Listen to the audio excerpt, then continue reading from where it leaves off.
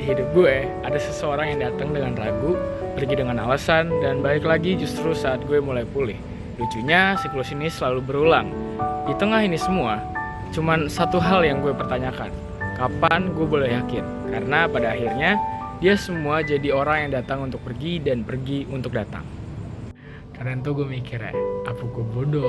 Apa gue cuma terlalu percaya sama orang yang bahkan takut percaya sama gue? Dia bilang sih dia sayang, tapi dia juga yang bilang kalau dia gak bisa ngebagi fokusnya.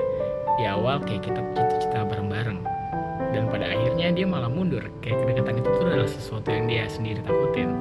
Dia mutusin gue, alasannya jelas, gak bisa bagi fokus, dan katanya kalau lanjut juga ujung-ujungnya bakal begini juga. Oke, fine, gue terima. Gue pikir dia butuh gue doang. Oke, jadi gue mundur pelan-pelan. Gue bukannya gak mau bareng dia, gue bukannya gak bisa ngertiin dia, tapi gue juga ngehargain batasan. Dan yang paling nyesek adalah ketika gue udah mulai hidup normal, gue udah mulai ngelupain dia, gue udah mulai lega, tapi tiba-tiba dia balik lagi, datang kayak gak ada apa-apa, bawa alasan baru, bawa kebingungan baru, dan entah kenapa bikin semua luka yang udah gue tutup itu kebuka lagi. Dan alasan baliknya, aku makin gak bisa fokus. Hah? Jadi lu balik karena hal yang sama yang bikin lu pergi? Dan yap, itu tuh bikin gue bingung setengah mati. Di satu sisi dia bilang kalau takut hubungan ini berakhir buruk, tapi di sisi lain dia tuh balik kayak gue ini tuh jawaban dari semua keruwetan hidupnya dia. Padahal dia sendiri yang bilang kalau dia belum siap. Dia balik lagi bukan karena kangen atau kesepian doang kan. Gue nih ngerasa kayak gue lagi main puzzle, tapi gambarnya tuh hilang setengah gitu loh. Lu ngerti gak sih?